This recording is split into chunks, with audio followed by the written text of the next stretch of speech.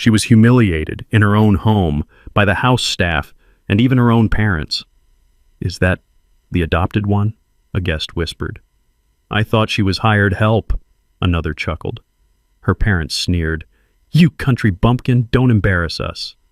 She stood quietly in the corner of the grand foyer, holding a gift she'd wrapped herself. No jewelry, no name on the guest list. And just then, the doors burst open, and the most powerful man in New York, her billionaire husband, stepped in, and his eyes saw only her. The Carrington estate in Greenwich, Connecticut, was a monument to old money grandeur, its marble columns soaring beneath chandeliers that glittered like captured stars. The birthday celebration for Everett Carrington, founder of Carrington Capital, filled the ballroom with Wall Street tycoons, senators, and media moguls, their tailored suits and diamond cufflinks flashing under golden light. Crystal flutes clinked, caviar gleamed on silver trays, and a string quartet's notes wove through the air. The Carringtons were American royalty, their traditions carved in etiquette and obsession with perfection.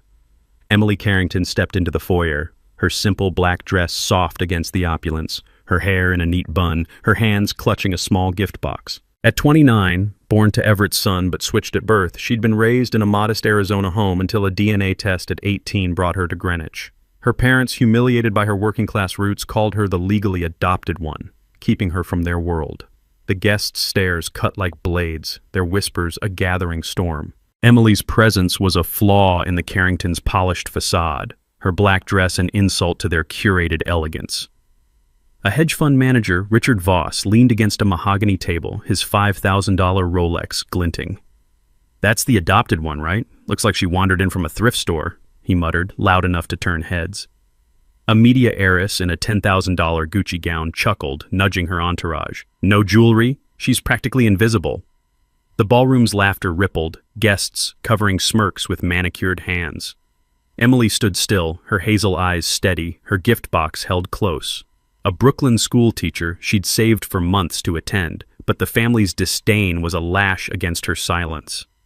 The audience's anger stirred, their hearts tensing at the casual cruelty of these gatekeepers, their scorn ablaze against Emily's quiet grace. The mockery escalated, a venomous chorus led by the family's elite. Vanessa Carrington, the daughter raised as Everett's granddaughter until the DNA test, strutted forward, her emerald gown shimmering, her blonde curls sharp as her sneer. At 27, born to a surrogate but raised in Greenwich's luxury, she'd built a reputation for crushing rivals. She eyed Emily's dress and scoffed. "She looks more like the help than a Carrington," she said, her voice a sharpened dart. The guests roared, their laughter echoing off the marble walls. Vanessa tossed her curls, her jasmine perfume cloying. Emily's fingers tightened on her gift box, her face calm, but the audience's fury surged, their hearts pounding at this personal attack, Vanessa's arrogance a spark in the frost. The family's disdain turned vicious, a coordinated assault on Emily's presence. Her mother, Margaret Carrington, approached, her Chanel suit crisp, her face etched with decades of upholding appearances. At 52, raised in Manhattan's elite circles, she prided herself on perfection. "Don't ever bring your small-town face back into this house," she hissed through clenched teeth, pointing toward the exit. The guests cheered, their champagne flutes glinting as they waved her off. Her father, Edward Carrington, in a $7,000 Brioni suit, shouted, "You're a mistake we're forced to tolerate!" Laughter roared, guests nudging each other. A senator's wife hissed, "That dress is a disgrace to the Carrington name." Another added, "She doesn't belong in this world." The insults were a guillotine, each word a lash against Emily's silence. The audience's rage boiled, their hearts breaking for Emily, furious at this family's relentless cruelty. The guests' scorn turned vicious as Emily stood in the grand foyer, their mockery a choreographed assault meant to crush her spirit. A group of elite financiers in $8,000 Armani suits gathered near the champagne fountain, their voices a venomous chorus. "She's a blemish on the Carrington legacy," one sneered, tossing a cocktail napkin toward Emily's simple black dress. "Back to Brooklyn, sweetheart!" Another waved a gold-plated pen, shouting, "Her gift's a joke! Did she find it in a pawn shop?" The ballroom's laughter roared, staff nudging each other, their silver trays glinting. A media tycoon bellowed, "She's an insult to every gala held here!" The taunts were a guillotine, each word a blade against Emily's poised silence.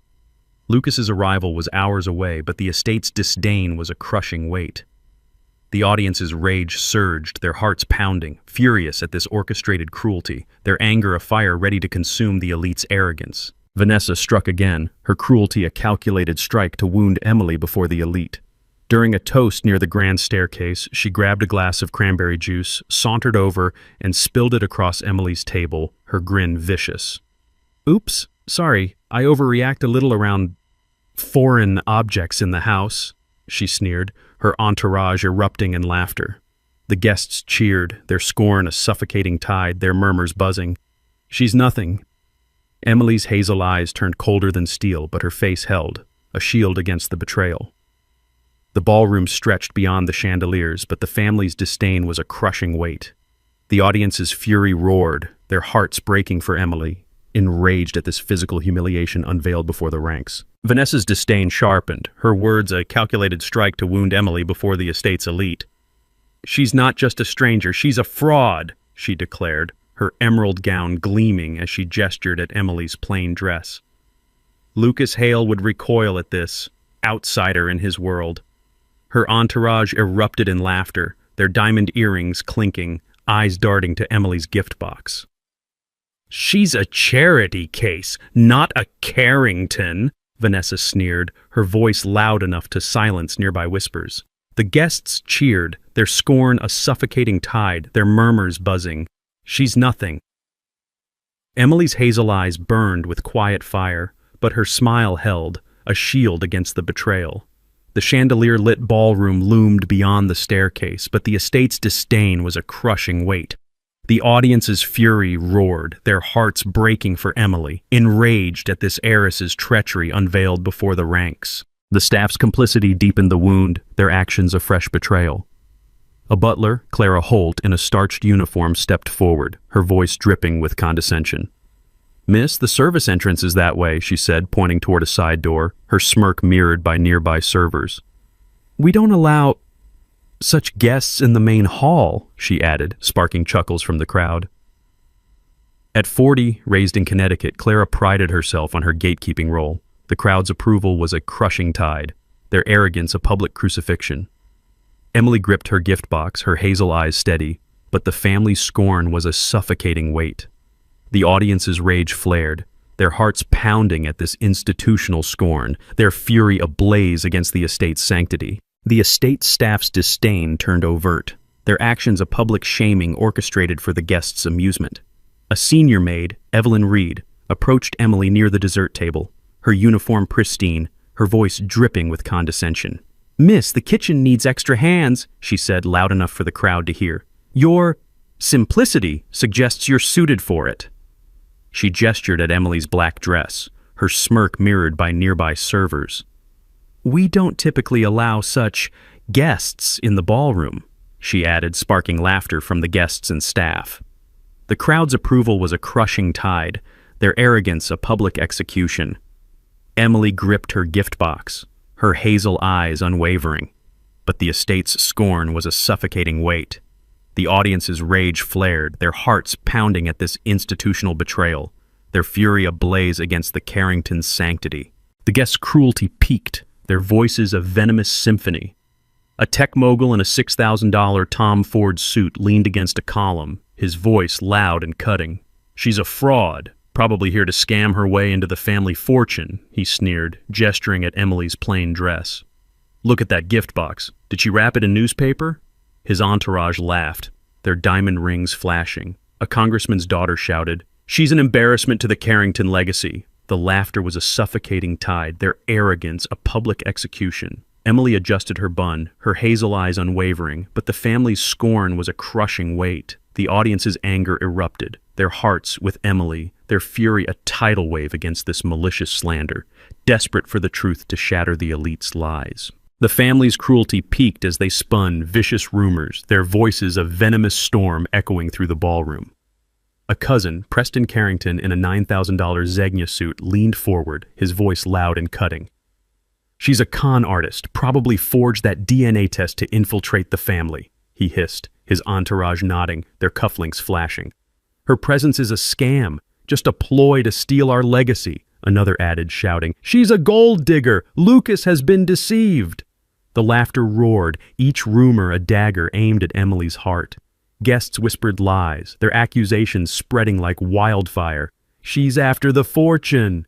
Emily's fingers brushed her gift box, her gaze steady, but the crowd's slander was a crushing weight. The audience's anger erupted, their hearts with Emily, their fury a tidal wave against this malicious slander, desperate for the truth to shatter the elite's lies. The gift presentation began, a ritual to honor Everett Carrington's 85th birthday.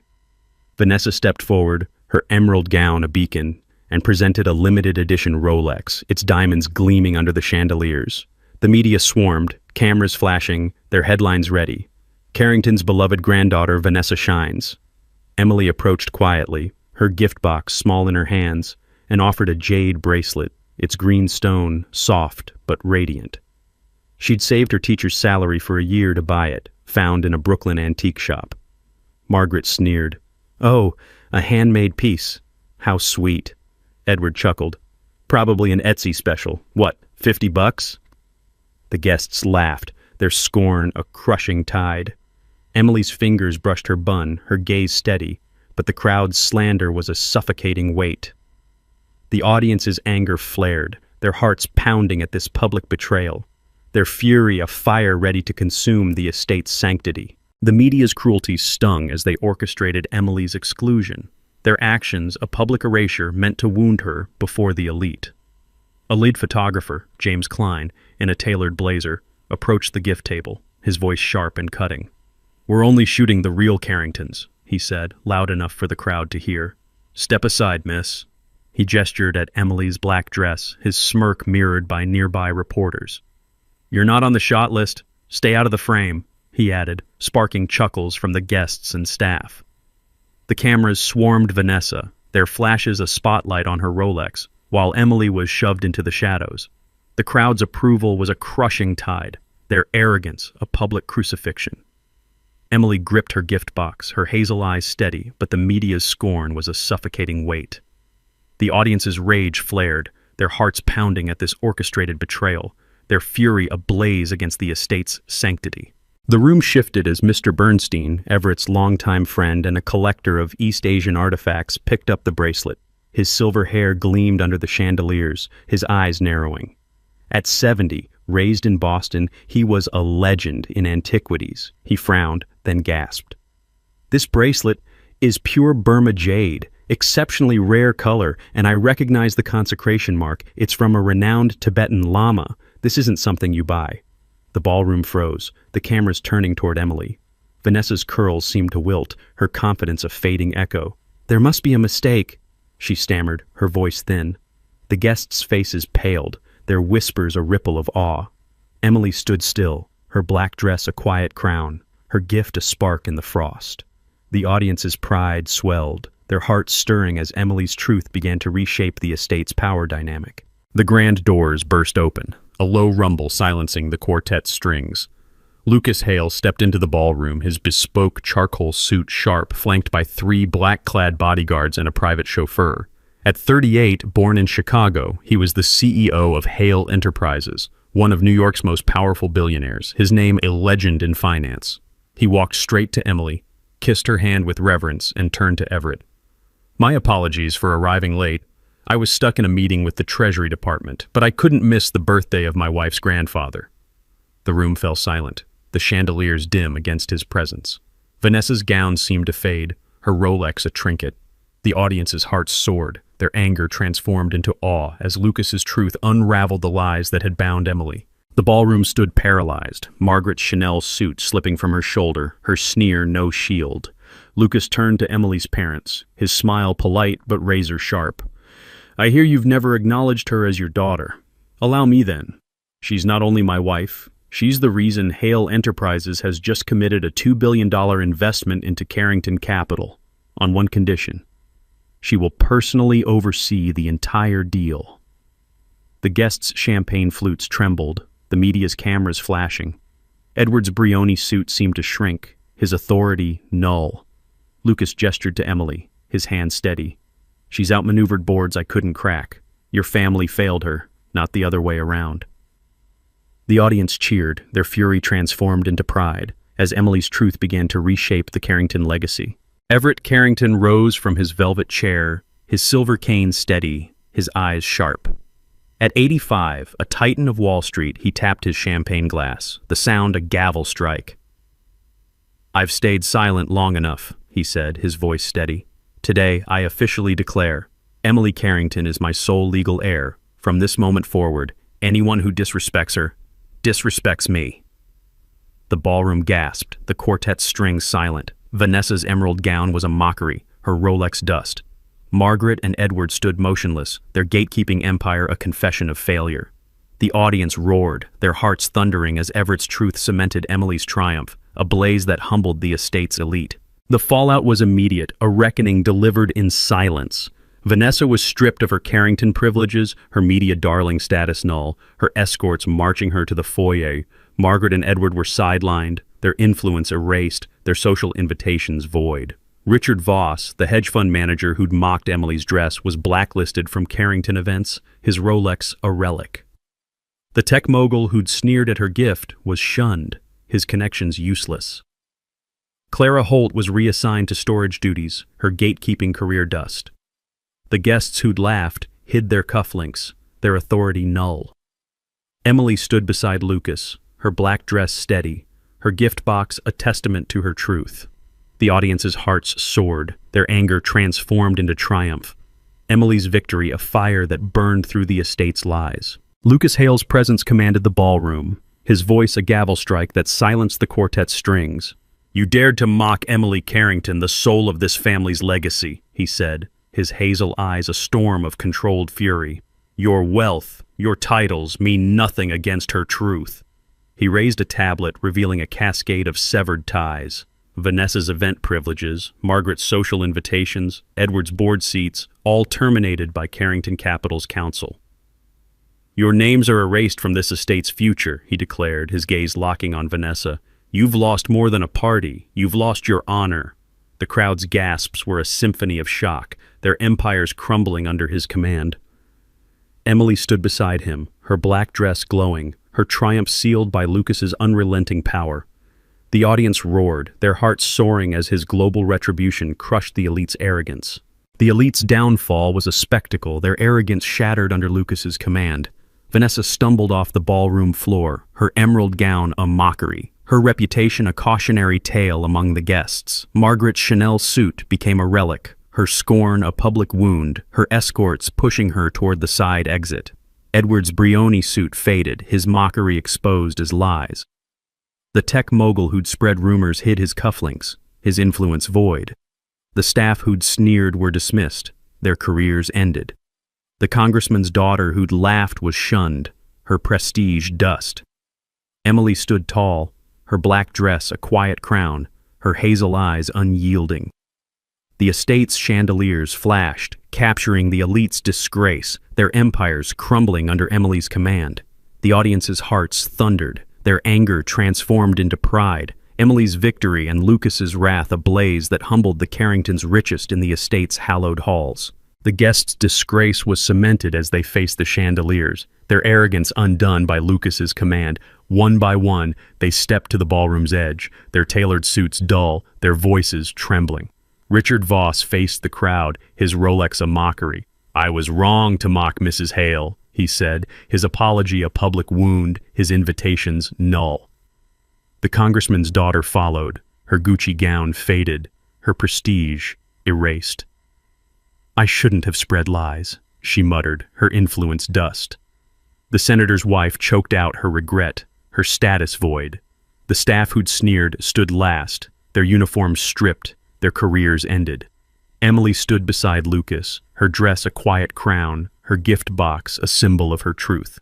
The audience roared, their hearts soaring as the elite's apologies echoed, their empires crumbling under Emily's command and Lucas's unrelenting power. No one knew Emily's past. Not the guests, not Vanessa, not her parents.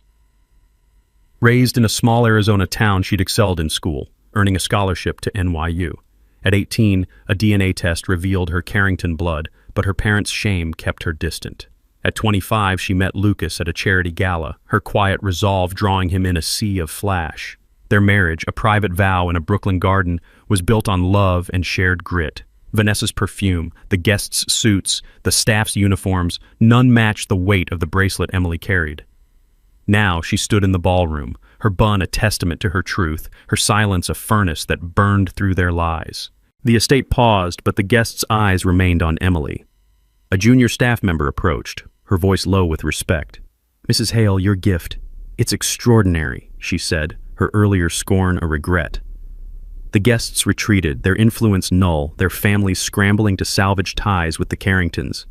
The media hovered, their headlines shifting. Emily Carrington, true heir, redefines legacy. She walked toward the terrace, her hazel eyes tracing Lucas's proud smile. The chandeliers dimmed, the spring light fading, leaving a trail of the elite pleading for her favor, their bows a silent surrender to the woman they'd mocked. Emily declined the spotlight, but accepted a role overseeing the $2 billion deal, her teacher's precision guiding Carrington Capital's future. The estate enacted a new rule: honor all family, regardless of origin. The ballroom fell silent, the quartet still, the elite's empires dust. Lucas leaned toward her, his hazel eyes warm. "Ready to go home?" She nodded, her hazel eyes tracing his smile. They walked off the terrace, the spring light fading, leaving the Carrington estate forever changed by a single gift. They called her the lost child. Turns out, they were the ones who never found their way back to humanity. Like, share, and subscribe for more stories like this, and tell us in the comments, what would you do if you were Emily?